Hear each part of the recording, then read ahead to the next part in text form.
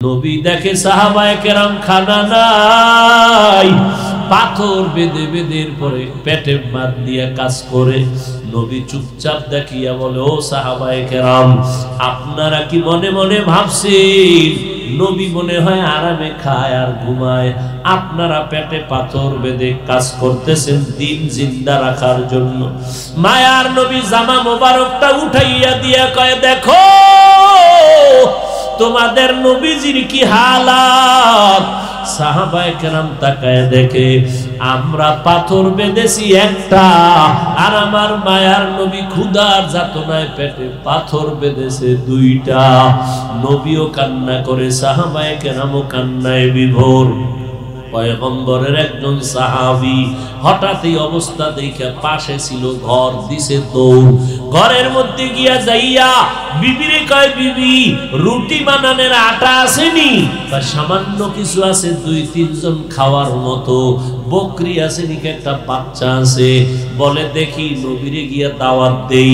নবী পাথর বেঁধে বেঁধে গর্ত খনন করে, নবীর ক্ষুধার তৃষ্ণা, সাহাবায়ে কেরামের চোখে পানি।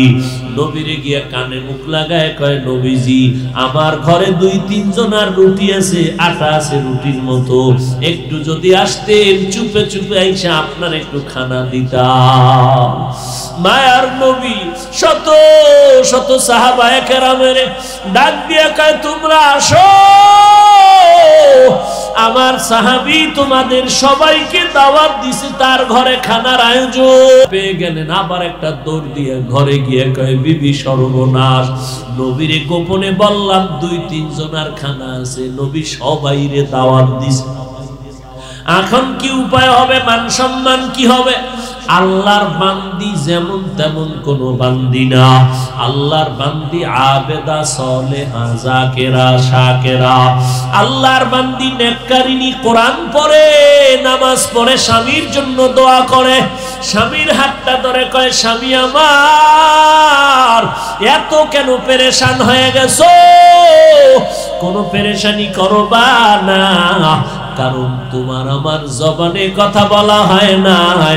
সবাইরে দাওয়াত দিছে, কার জবানে? কয় আখিরি নবী রহমাতুল লিল আলামিনের জবানে আওয়াজ।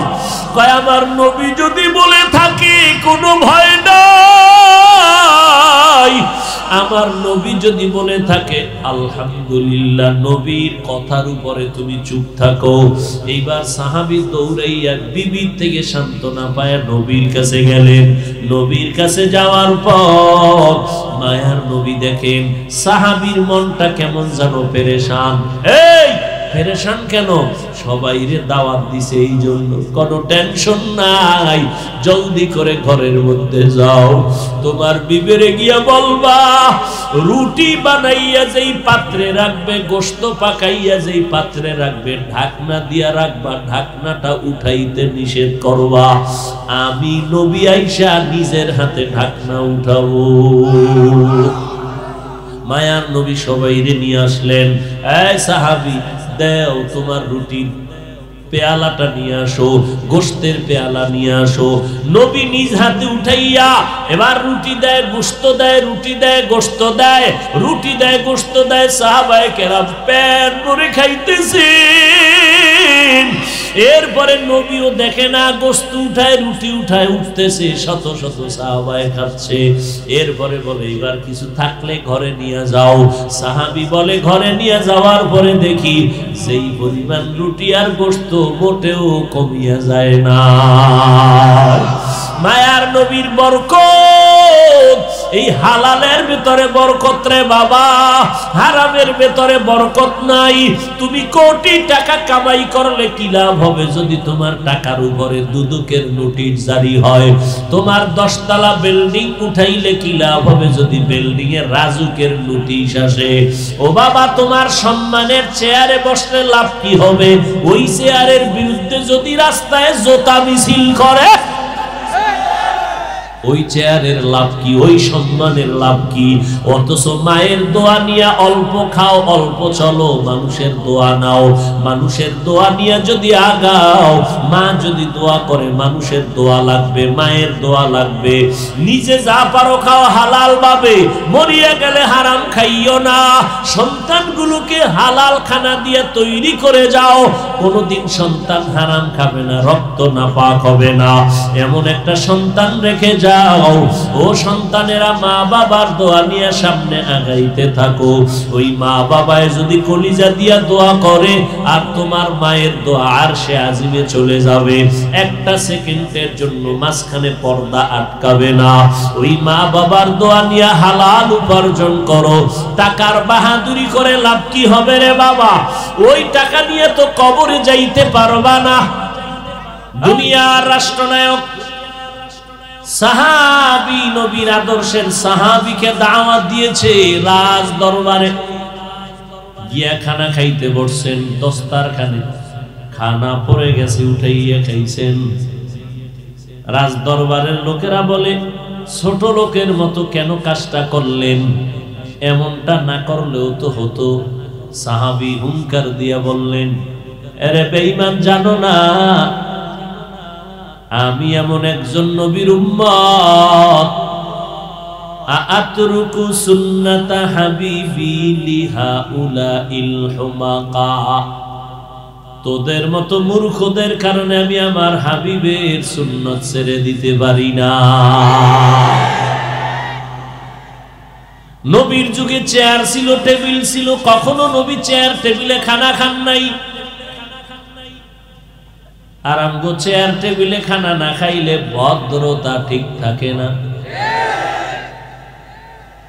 নবীর যুগে চেয়ার ছিল, টেবিল ছিল, কিন্তু খানা চেয়ার টেবিলে খান নাই, সমতল জমিনে বসে খাইতেন। আর আমগো সমাজে চেয়ার টেবিলে না খাইলে ভদ্রতা ঠিক থাকে না, দস্তারখান তো নাই। আবার একদল পেছনে আওয়াজ দেয়, দস্তারখানের কোনো প্রয়োজন নাই, এমনি তো নাচনেওয়ালা বুড়ি আরো যদি পায়। এমনি তো মানুষ আমলের দিকে আগ্রহী না। মানুষ সুযোগ পাইলে নামাজটা মাফ করাইতে পারলে খুশি, কিন্তু এর মধ্যে যদি আর এক টুপিওয়ালা কয় নামাজ লাগে না, কাজা লাগে না, সুন্নত লাগে না, নফল লাগে না, ঘর ভরার ভিতরে আলু ভরা। আল্লাহ হেদায়েত দান করুন। জিন্দেগি মে বন্দগি তু করনা হে, जिंदगी में बंदगी तू करना है, जिंदगी पे बंदगी शर्मिंदा है, जिंदगी पे बंदगी शर्मिंदा है। दुनिया में हो दुनिया का तलबगार ना हो,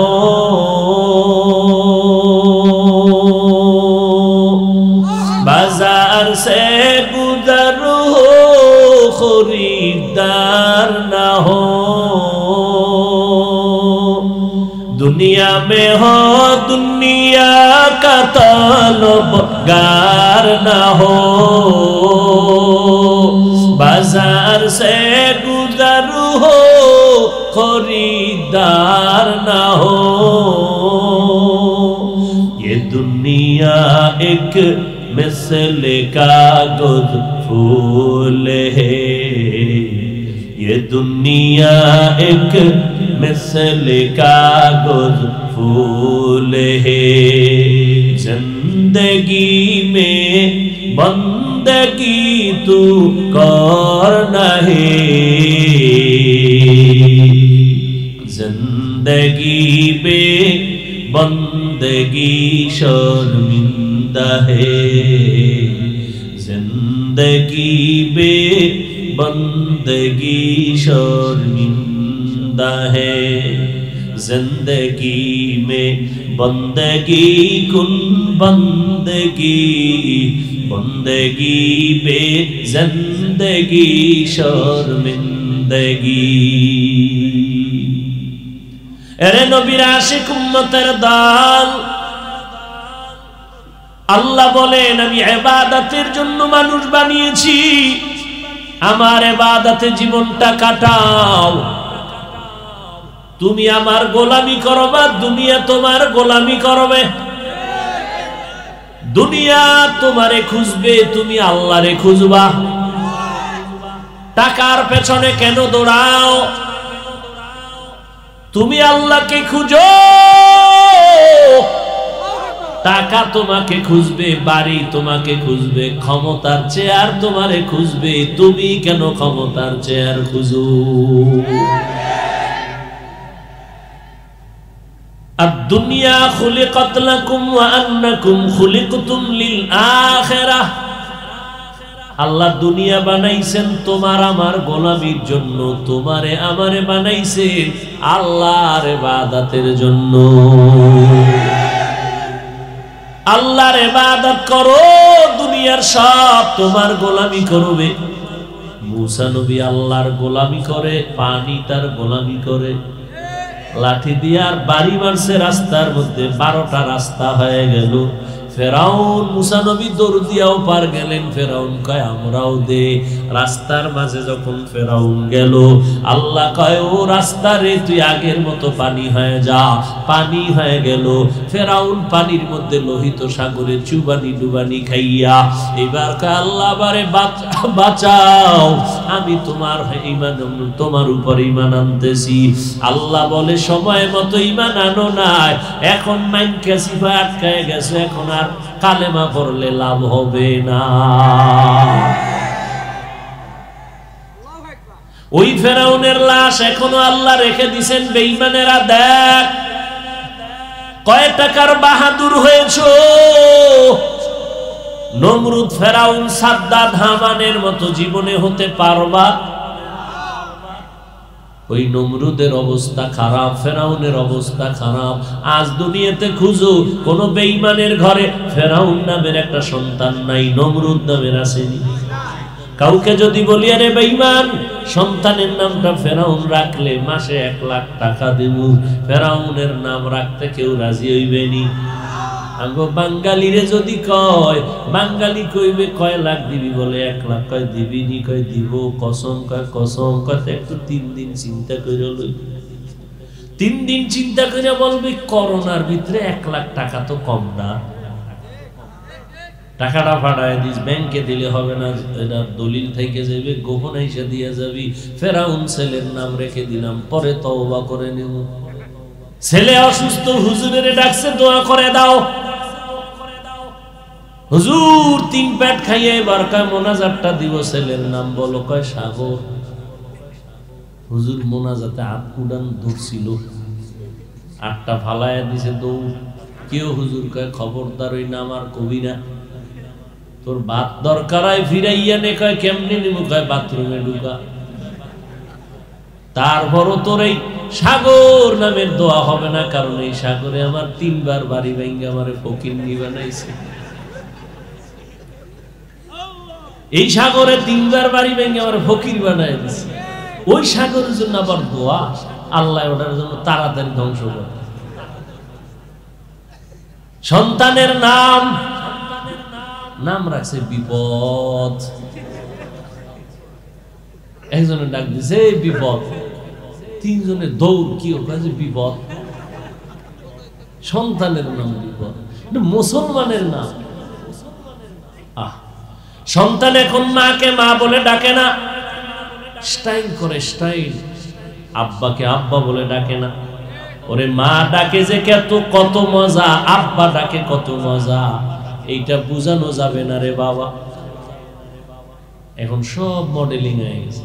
এক এলাকার মানুষ মাদ্রাসার প্রিন্সিপালের সামনে এসে সালাম দিছে স্টাইল করে, আসসালামু আলাইকুম। হুজুর কেমন আছেন? হুজুর বলে শুকুর। আলহামদুলিল্লাহ। শুকুর বললেন কেন? শুকুর বলবেন কয় কপাল আমারটাও খারাপ তোরটাও খারাপ, আমি যে শুকুর বলবো? আমার সিনের রক্ত তুই সালামে লয়ে গেছি, আমার শুকুর বলা ছাড়া উপায় কি? স্টাইল। আল্লাহ হেদায়াত দান করুন। মা ডাকে যে কত মজা, ওই একটা ডাকে এত দাম। তুমি যদি স্বর্ণের মহল বানায় দাও আর মাকে যদি মা বলে ডাক না দাও, মা রাজি হয় না, খুশি হয় না। সন্তান যদি অভিমান করে মা কয়ে ডাক না দেয়, মায়ের কলিজা ব্যথায় ভরে যায়। ঘুম নাই, খানা নাই, কি ব্যাপার বিবি, কেন খানা খাও না, ঘুমাও না, কাঁদো? বলে সন্তান আমারে মা বলে ডাক দেয় না। এই সন্তান আমার সাথে রাগ করেছে, বলে সন্তান একদিন বুঝে আসবে আর রাগ করবে না। বলে ও স্বামী আমার, সন্তানের একটা মা ডাকে এত মজা পাই, ওই ডাকে আমার মনে হয় জানো আমার প্রসব বেদনায় যেই পরিমাণ কষ্ট পেয়েছিলাম, আজকে আমি সব কষ্ট ভুলে গেলাম একটা মা ডাকের কারণে। মা কথাটি কত যে মধুর, করো খেদমত মা বাবার, করো খেদমত মা বাবার। বুঝে সে মা কি জিনিস,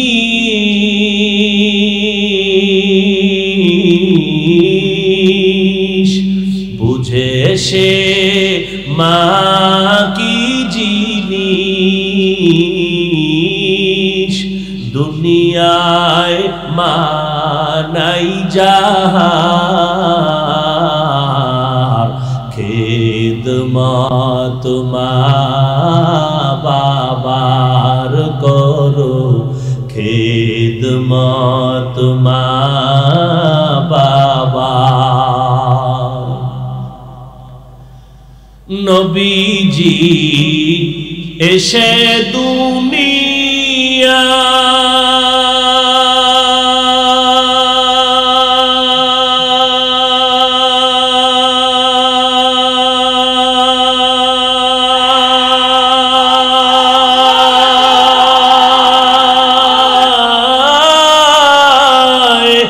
বাবাকে দেখিতে না পায়, 6 বছর কালে হারায় নবীজি মা তাহার,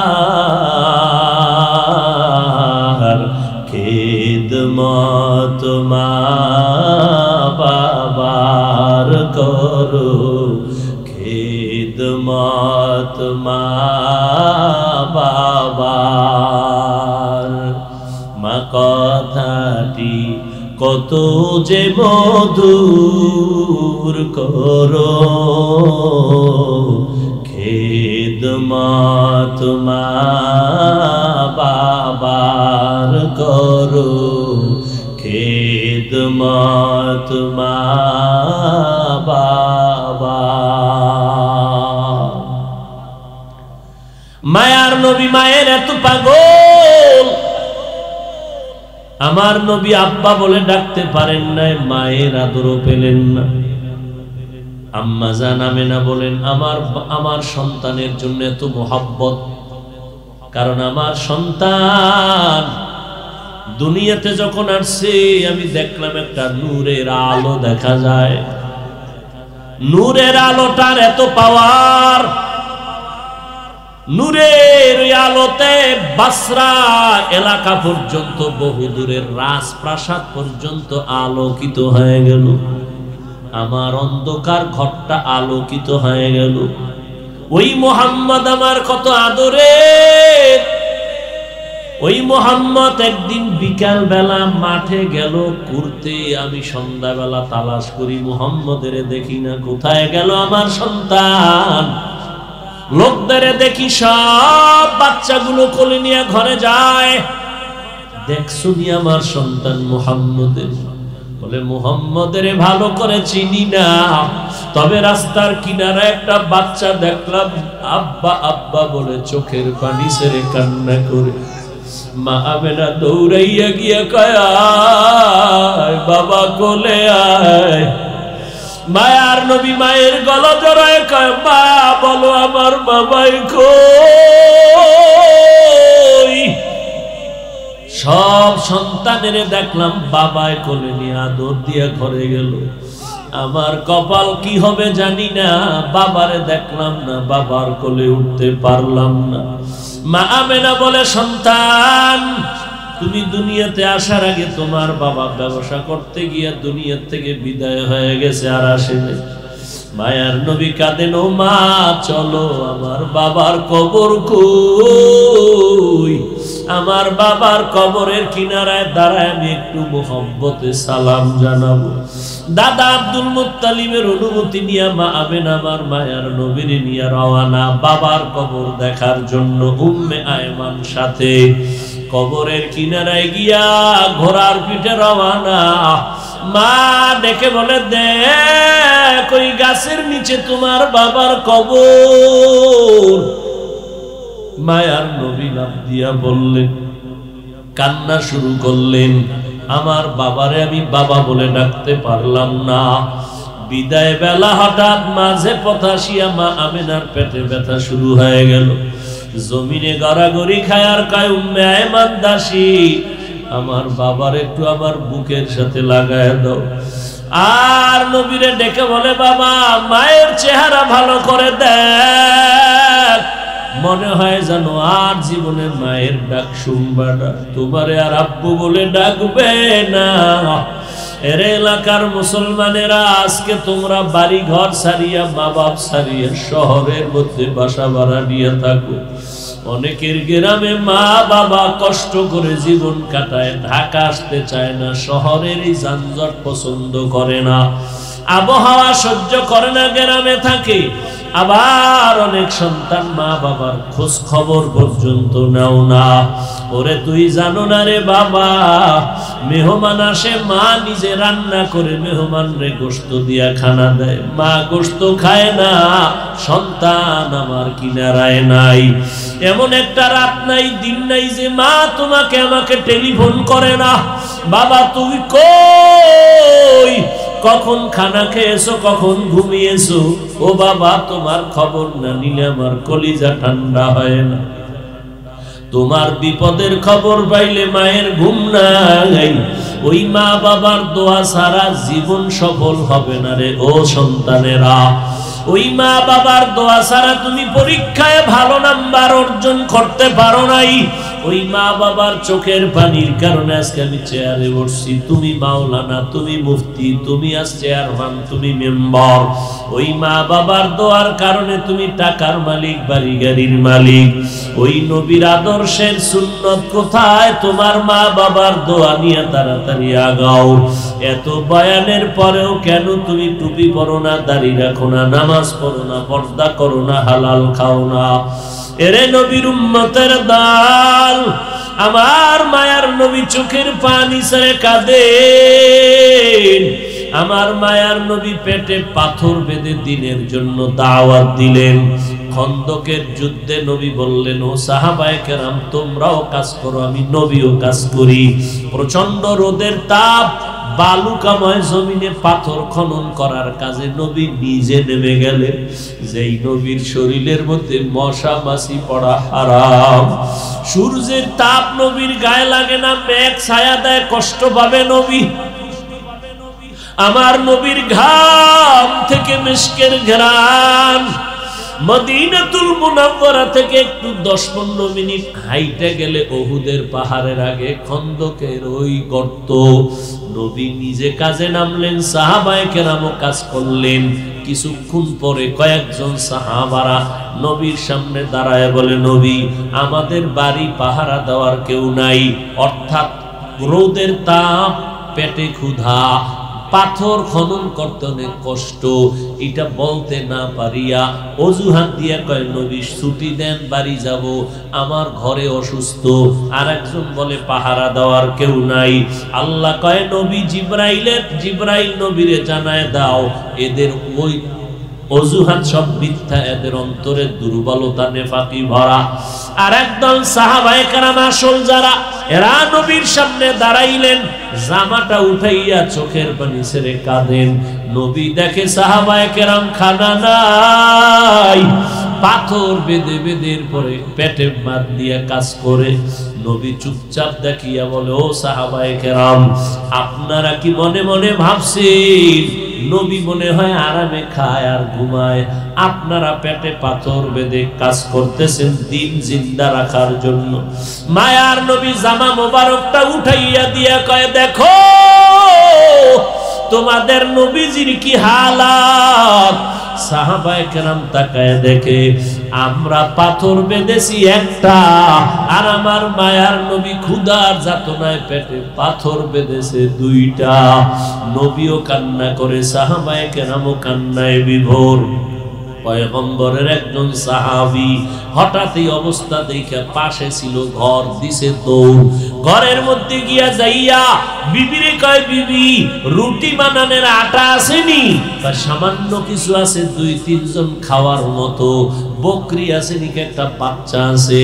বলে দেখি নবীরে গিয়া দাওয়াত দেই। নবী পাথর বেঁধে বেঁধে গর্ত খনন করে, নবীর ক্ষুধার তৃষ্ণা, সাহাবায়ে কেরামের চোখে পানি।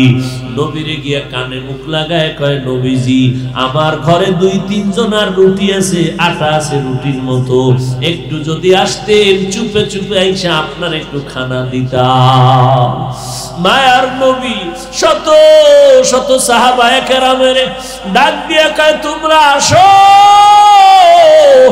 আমার সাহাবী তোমাদের সবাইকে দাওয়াত দিছে, তার ঘরে খানার আয়োজন। পেয়ে গেলেন, আবার একটা দৌড় দিয়ে ঘরে গিয়ে কয়, বিবি সর্বনাশ, নবীরে গোপনে বললাম 2-3 জনের খানা আছে, নবী সবাইরে দাওয়াত দিছে, এখন কি উপায় হবে? মান সম্মান কি হবে? আল্লাহর বান্দি যেমন তেমন কোন বান্দি না, আল্লাহর বান্দি আবেদা সালেহা যাকেরা শাকেরা, আল্লাহর বান্দি নেককারিনী, কোরআন পড়ে, নামাজ পড়ে, স্বামীর জন্য দোয়া করে, স্বামীর হাতটা ধরে কয়, স্বামী আমার এত কেন পেরেশান হয়ে গেছো? কোনো পেরেশানি করবা না, কারণ তোমার আমার জবানে কথা বলা হয় না, সবাইরে দাওয়াত দিছে কার জবানে? কয় আখিরি নবী রহমাতুল লিল আলামিনের জবানে আওয়াজ। কয় আমার নবী যদি বলে থাকে কোনো ভয় নাই, আমার নবী যদি বলে থাকে আলহামদুলিল্লাহ, নবীর কথার উপরে তুমি চুপ থাকো। এইবার সাহাবী দৌড়াইয়া বিবির থেকে সান্ত্বনা পায় নবীর কাছে গেলেন। নবীর কাছে যাওয়ার পর মায়ার নবী দেখেন সাহাবীর মনটা কেমন যেন পেরেশান। এই পেরেশান কেন? সবাইরে দাওয়াত দিছে এই জন্য, কোনো টেনশন নাই, জলদি করে ঘরের মধ্যে যাও, তোমার বিবেরে গিয়া বলবা রুটি বানাইয়া যেই পাত্রে রাখবে, গোশত পাকাইয়া যেই পাত্রে রাখবে, ঢাকনা দিয়া রাখবা, ঢাকনাটা উঠাইতে নিষেধ করবা, আমি নবী আইসা নিজের হাতে ঢাকনা উঠাবো। মায়ার নবী সবাইরে নিয়ে আসলেন, এই সাহাবী দেও তোমার রুটির পেয়ালাটা নিয়ে আসো, গোশতের পেয়ালা নিয়ে আসো। নবী নিজ হাতে উঠাইয়া এবার রুটি দেয়, গোশত দেয়, রুটি দেয়, গোশত দেয়, রুটি দেয়, গোশত দেয়। সাহাবায়ে কেরাম পেট ভরে খাইতেছেন। এরপরে নবীও দেখে না, গোশত উঠায়, রুটি উঠায়, উঠতেছে, শত শত সাহাবায়ে খাচ্ছে। এরপরে বলে এবার কিছু থাকলে ঘরে নিয়ে যাও। সাহাবী বলে ঘরে নিয়ে যাওয়ার পরে দেখি সেই পরিমাণ রুটি আর গোশত মোটেও কমিয়া যায় না। মায়ার নবীর বরকত এই হালালের ভিতরে বরকত রে বাবা, হারামের ভিতরে বরকত নাই। তুমি কোটি টাকা কামাই করলে কি লাভ হবে যদি তোমার টাকার উপরে দুদকের নোটিশ জারি হয়? তোমার 10 তলা বিল্ডিং উঠাইলে কি লাভ হবে যদি বিল্ডিং এর রাজুকের নোটিশ আসে? ও বাবা, তোমার সম্মানের চেয়ারে বসলে লাভ কি হবে? ওই চেয়ারের বিরুদ্ধে যদি রাস্তায় জোতা মিছিল করে, ওই চেয়ারের লাভ কি? ওই সম্মানের লাভ কি? অথচ মায়ের দোয়া নিয়ে অল্প খাও, অল্প চলো, মানুষের দোয়া নাও। মানুষের দোয়া নিয়ে যদি আগাও, মা যদি দোয়া করে মানুষের দোয়া লাগবে, মায়ের দোয়া লাগবে। নিজে যা পারো খাও হালাল ভাবে, মরিয়া গেলে হারাম খাইও না। সন্তানগুলোকে হালাল খানা দিয়ে তৈরি করে যাও, কোনোদিন সন্তান হারাম খাবে না, রক্ত নাপাক হবে না, এমন একটা সন্তান রেখে যাও। ও সন্তানেরা, মা বাবার দোয়া নিয়ে সামনে আগাইতে থাকো। ওই মা বাবায় যদি কলিজা দিয়া দোয়া করে, আর তোমার মায়ের দোয়া আরশে আজিমে চলে যাবে, একটা সেকেন্ডের জন্য মাঝখানে পর্দা আটকাবে না। ওই মা বাবার দোয়া নিয়ে হালাল উপার্জন করো। টাকার বাহাদুরি করে লাভ কি হবে রে বাবা? ওই টাকা নিয়ে তো কবরে যাইতে পারবা না। এই বেটা, পাসপোর্ট হাতে নিয়া, ভিসা হাতে নিয়া বাহাদুরি করো। পাসপোর্ট যদি ডেট ফেল হয়, এটা জুলাইয়া লাভ কি? পাসপোর্ট আছে তোমার, লাল হোক নীল হোক, তোমার পাসপোর্টের মেয়াদ নাই, এই বাহাদুরির লাভ আছে? তোমার হাতে 1000 টাকার বান্ডিল, বাহাদুরি করো, সব জাল, সব কি করোনায় আক্রান্ত হয়ে গেল, টাকার বালিশ বানায় ঘুমায়। ডাক্তারকে বলল কত কোটি টাকা তোমার লাগবে, নিয়ে যাও, স্পেশাল ফ্লাইটে সিঙ্গাপুরে নাও, আমাকে সুচিকিৎসা করে আমাকে ভালো বানাও, কত 1000 কোটি টাকা লাগবে, নিয়ে যাও। আজকে ঢাকার শহরে যমুনা গ্রুপের বাড়ি গাড়ি টাকা পয়সা ফ্যাক্টরি সব পড়ে থাকলো, মালিক। এরে আল্লাহর বান্দারা, এই জন্য বললাম তোমার ওই টাকার বাহাদুরি কি লাভ হবে? কবরে নিয়ে যেতে পারবা না। ঢাকা এর পার্শ্ববর্তী একটা জেলার নাম মুন্সিগঞ্জ। এই জোরে কও। মুন্সিগঞ্জ জেলার মধ্যে একটা জায়গা আছে কাঠপট্টি। কি আছে? কাঠপট্টি এলাকার একটা ঘটনা। কাঠের ব্যবসা করতো না যে কোনো ব্যবসায়ী, এমন কোনো গুনাহ নাই, করে নাই। ওই এলাকায় ব্যবসা করত, মরণ কোথায় হলো জানা নাই। কাঠপট্টি এলাকায় ঘটনা, লোকটা থাকতো কাঠপট্টি, মরার পরে কি তারে বাড়ি নিছে না ইন্ডিয়ায় নিছে, এটা আল্লাহ ভালো জানে। চরমনাইর সৈয়দ ইসহাক রাহমাতুল্লাহ আলাইহি কত বছর আগে এই ঘটনা তিনি লিখে গেছেন কিতাবে। ওই বান্দা টাকার গরমে এমন কোন গুনাহ নাই, করে নাই। যখন ইন্তেকাল হয়ে গেল, দাফন করার জন্য বড় ছেলে সহ জানাজা পড়ায় কবরে রাখলো। যেখানে কবর দিছে সেখানে, এটা কাঠপট্টি দিছে না তার এলাকার কোন গ্রামের বাড়িতে দিছে আল্লাহ ভালো জানে। যেখানেই দেখ, বহু আগের ঘটনা লিখেছেন সৈয়দ ইসহাক রাহমাতুল্লাহ আলাইহি চরমনাই। আল্লাহ তার কবরকে জান্নাতের উঁচু মাকাম বানায় দেন। চরমনাইয়ের বিরোধিতা করা বাড়তেছে না কমতেছে? কি তোমার চুলখানিতে আমার ক্ষতি হবে না, তোমারই ক্ষতি হবে। যখন বড় সন্তান বাবার মোহাব্বতে কবরে নামলো জানাজার পরে, পকেটের ভিতরে টাকার বান্ডিল, দাফন কাফন করিয়া ঘরের মধ্যে আসলো। অফিসে আইসা বসার পর হঠাৎ পকেটে হাত দিয়ে দেখে টাকার বান্ডিল নাই। কই? সন্দেহ, আমি কবরে নামছি, ওখানে বোধহয় পড়ে গেল। এত বড় টাকার বান্ডিল ফালায় দিয়ে লাভ কি? কবরে তো কোনো নাস্তা লাগবে না। ফিরিস্তাদের যে ভিড়া, নাস্তা খাওয়ার টাইম করি। শুকনা রুটির বাড়ি, সন্তান কয় টাকা ফালায় দিয়ে লাভ কি? চলো কবর খনন করে টাকাটা নিয়ে আসি। মাটি দিয়ে আসছে, এখন আর হাতিয়ার লাগবে না, হাত দিয়ে মাটি সরান যায়।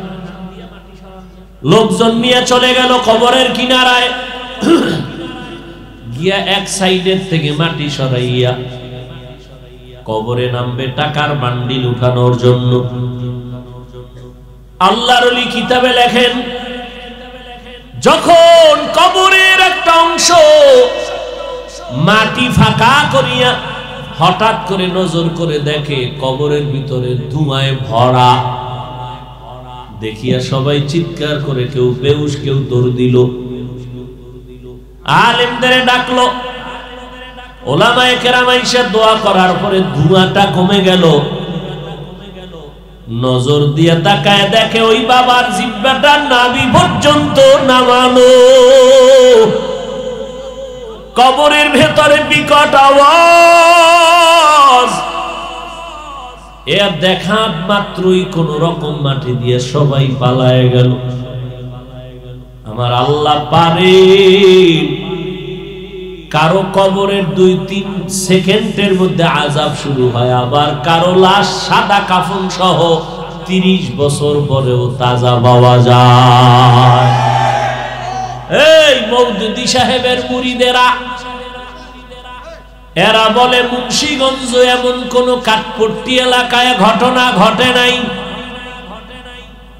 দেখতে নারী, চলন বাঁকা, বিরোধিতা করা তো লাগবে, মাকসাদ বিরোধিতা করা। তিল পাইলেই তাল বানাবে, কোনটা দিয়ে আগাইতে পারে না। এবার নিজে দাঁত কামড়াইয়া ঠোঁট কাইতে ফেলাইছে, ঘুম নষ্ট। এই হলো বাতিলের চরিত্র। সরমনাই তাবলিগ দেওবন্দি কওমিওয়ালারা মানুষের হাতে পায়ে ধইরা নামাজ পড়ায়, টুপিওয়ালা বানায়, তাহাজ্জুদ পড়ায়, জিকির করায়, আউয়াবিন পড়ায়, ইশরাক পড়ায়, দস্তারখানের বয়ান দেয়। মানুষ সব আল্লাহর দিকে আগায়।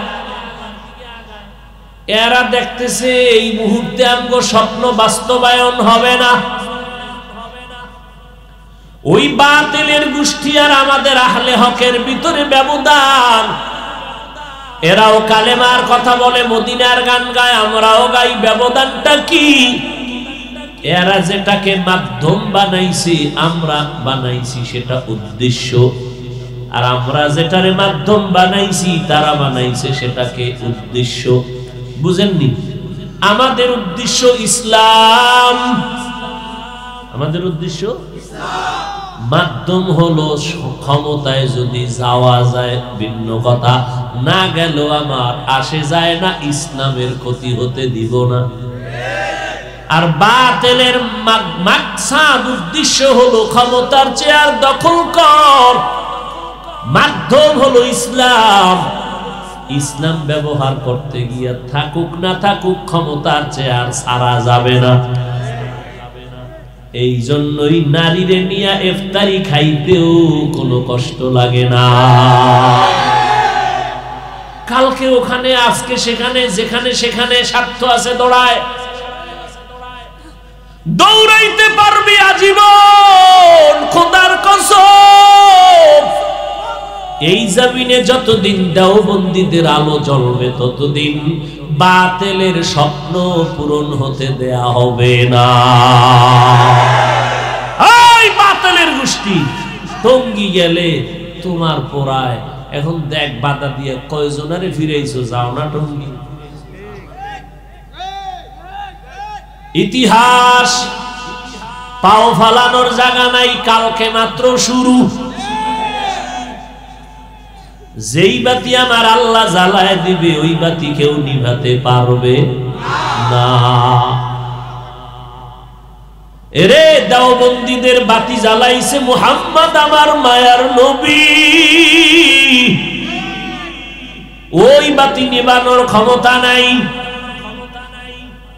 এই জন্য আমরা ক্ষমতা পাই না পাই, চেয়ারম্যান হোক না হোক, এমপি হোক না হোক, আল্লাহর নবীর আদর্শ বন্ধ করা যাবে না, নামাজ ছাড়া যাবে না। আর এরা কয় নামাজ যায় যাক, ক্ষমতার চেয়ার ছাড়া যাবে না। ব্যবধান আছে না নাই? আমরা যেটা বানাইছি টার্গেট, ওরা ওটারে বানাইছে মাধ্যম। অর্থাৎ আমগো টার্গেট ইসলাম, মাধ্যম ক্ষমতা। ওরা কয় না আমগো টার্গেট ক্ষমতা, মাধ্যম হলো ইসলাম। ইসলামের 12টা বাজাইয়াও যদি ক্ষমতায় যাওয়া লাগে যাব, কারণ আমরা আল্লাহর মদিনার নবীর ইসলাম চাই না, আমরা মওদুদি সাহেবের ইসলাম চাই। আল্লাহ হেদায়েত দান করুন। ভাইরা আমার, মাওলানা সাহেব বলে কালেমা বন্ধ করো, কুফরি। মাওলানা বলতেছেন কয়েকদিন আগে কোরআনে ভেজাল। মাওলানা বলে নবীরা ভুল করেছেন। দেওবন্দি কোন মাওলানা বলে নাই কোরআনে জাল আছে। দেওবন্দি কোন মাওলানা বলে নাই কালেমা কুফরি। দেওবন্দি কোন মাওলানা বলে নাই নবীরা অপরাধী। এই জন্য দেখছেন যদি আমাদের দেওবন্দি সর্বনাই কেউ কইতো, দেশটারে গরম বানায় ফালাইতো। কি যে কালেমারে কুফরি কইছে দেওবন্দিরা ধর, আর সর্বনাইওয়ালারা কইলে তো সার ছিল। কিন্তু মাওলানা হইয়া বলে কালেমা লা ইলাহা ইল্লাল্লাহ মুহাম্মাদুর রাসূলুল্লাহ এটা বন্ধ করো, এটা নাকি কুফরি কালেমা। কিরে নাউজুবিল্লাহ, দালাল দালাল গন্ধ কেন? এ যুবকেরা, কালেমা কুফরি মানো, কোরআনে জাল আছে মানো, রাসূলেরা অপরাধ করেছেন মানো। তাহলে আজকে থেকে চিহ্নিত করবি এই মাওলানা কারা, এদেরকে চিহ্নিত কর। এদের সাথে সালাম নাই, কালাম নাই, এদের পেছনে নামাজ পড়লে শুদ্ধভাবে হবে না। এরা ইসলামের ব্যানারওয়ালা ভণ্ড। তোমার যদি কলিজায় কষ্ট লাগে তুমিও ভণ্ড। অতএব আল্লাহর মহব্বতে মদিনার নবীর আদর্শের মালা গলায় লাগাও, আল্লাহর গোলামি করো। আহলে হক ওলামাদের বয়ান শুনো, দিলটা নরম করো। আহলে হক ওলামাদের বয়ান শুনলে কান্না আসবে। আহলে হক ওলামাদের বয়ানে মানুষের আমল ভালো হবে। আহলে হক ওলামায়ে কেরামের কাছে বসলে আখিরাতের কথা মনে হবে। এই রকম আহলে হক ওলামা আগামীকাল বয়ান করবেন। আহলে হকদের মুহাব্বতের তরজমান পরশুদিন বয়ান করবেন। তুমি বিরোধিতা করনেওয়ালা করো, আমার দেখার টাইম নাই। আমার দেখার টাইম আমার মদিনার লাইন কত সুন্দর। কত কোটিপতি, দাড়ি ছিল না, নামাজ ছিল না, এখন নামাজ ছাড়ে না, বেপরদায় চলে না। RAB, army, police, BDR, OC DC 5 বেলার নামাজি আছে না নাই? বড় বড় ডাকাত আজকে নামাজ পড়ে, স্কুলে করে, কলেজে পড়ে, নামাজ ছাড়ে না নাই? তাবলীগ, দেওবন্দি, কওমি, চরমনাই, উজানি, আহলে হক, পীর মাশায়েখ, বাহাদুরপুর, নানুপুর সহ এই আহলে হকদের অবদান। কথা ঠিক না? অতএব আহলে হকদের মুহাব্বত অন্তরে জমা করে, মা বাবার দোয়া নিয়া, আল্লাহর মুহাব্বত নিয়া পেছনের গুনাহ থেকে তওবা করে নেও। ও আব্বা জানেরা, আম্মা জানেরা, তওবা করেন। নেককার সন্তান দুনিয়াতে রেখে যাবেন। স্কুলে পড়লেও আলহামদুলিল্লাহ, তবে নামাজ যেন না ছাড়ে, কোরআন তেলাওয়াত যেন ভুলে না যায়। এই যুবকেরা, স্কুলে পড়ো, কলেজে পড়ো, ডাক্তারি পড়ো, ইঞ্জিনিয়ারিং পড়ো, আলহামদুলিল্লাহ, তোমাকে হাজারবার ধন্যবাদ। তবে দাবি তুমি নামাজ ছাড়বা না, মা বাবার সাথে বেয়াদবি করবা না, ওলামায়ে আহলে হকের বিরুদ্ধে কথা বলবা না, 5 বেলার নামাজ পড়ো। একদিন তুমি ডাক্তার হলো, তুমি মরিয়া গেলে মাটি দোয়া করবে, আলেমরা দোয়া করবে। পিছনে যদি অন্যায় করো এখনই তওবা করো আর মনেরে বুঝাও, রে মন আমার মতো কত যুবক স্কুল কলেজে ভরিয়াও নামাজ পড়ে, আমি কেন পারবো না? আজকে থেকেই তওবা, জীবন যাবে আর নামাজ ছাড়বো না, বেপরদায় চলবো না, মা বাবারে কষ্ট দিব না, নবীর সুন্নাত ছাড়বো না, উলামায়ে আহলে হকের পরামর্শ নিয়ে চলবো। আল্লাহ আমাদের সবাইকে খাঁটি তওবার নিয়তে উলামায়ে আহলে হকের পরামর্শ নিয়ে চলার তৌফিক দান করেন, আমিন।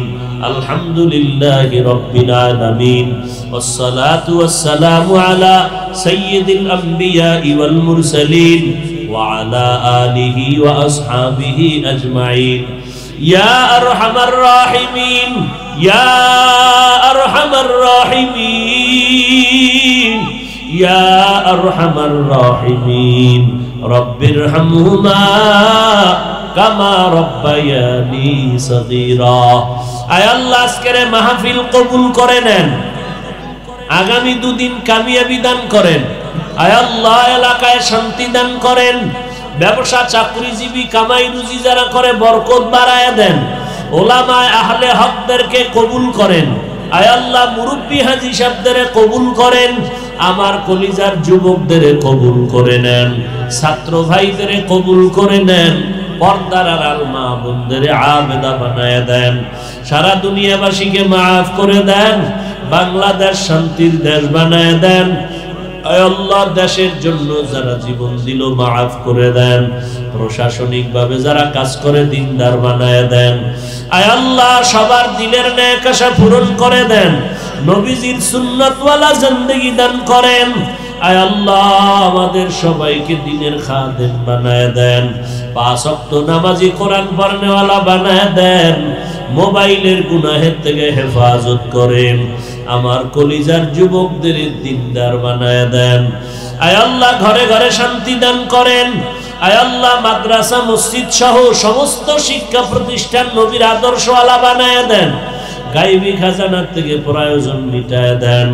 আয় আল্লাহ সমস্ত মুসিবত থেকে হেফাজত করেন, আওয়াজের ভেতরে ইখলাস রুহানিয়াত স্পষ্টতা বাড়ায় দেন, চলার পথে ইজ্জতের সাথে হেফাজত করেন, দিলের নেক আশা পূরণ করে দেন। আয়